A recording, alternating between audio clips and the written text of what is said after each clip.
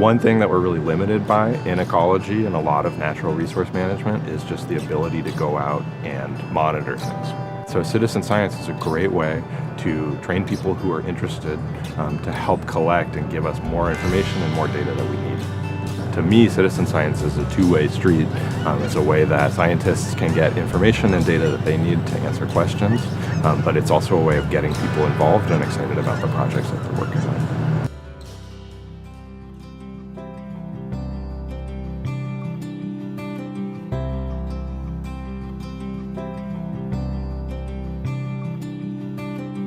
We actually started this citizen science project on porcupines because citizens were asking about porcupines. So when I first started this job, I had kind of a passing interest in porcupines, but a lot of people were offhand mentioning that we used to have porcupines in Humboldt County and I don't see them here anymore. And it kind of snowballed where people would be telling me that, and then I would be asking people, hey, have you seen any porcupines? Do you know where they are? When's the last time you saw them?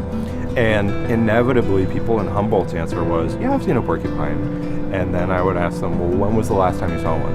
And they would say, about 10 years ago, 15 years ago.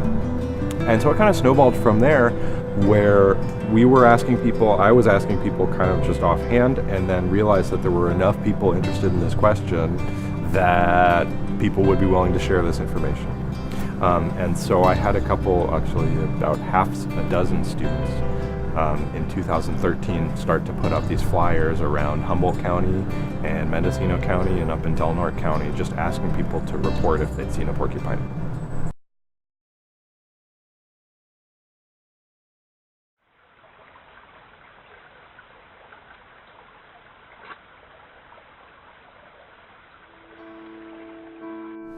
Studying river otters is especially important because it's kind of like the analogy of the canary in the coal mine. Same deal with otters and other bioindicators in our ecosystem.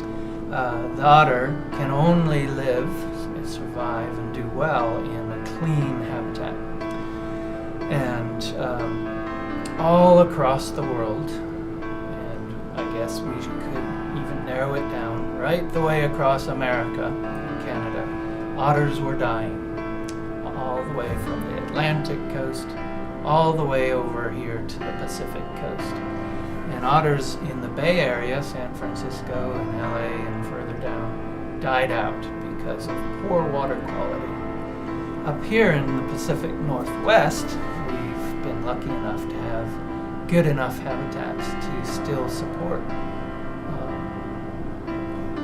I'm not saying we have the number of otters we used to have, but we still have some, and we're tracking them to be able to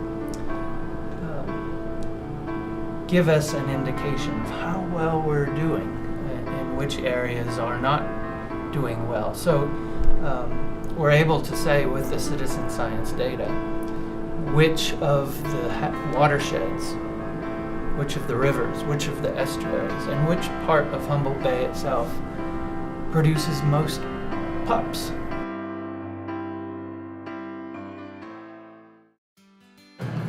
By having the website up and having the flyers up, it lets me interact directly with the people who are interested in the project. I mean, just taking the time to report a porcupine sighting means that you have some interest in porcupines and wondering what's happening with them and talking to me.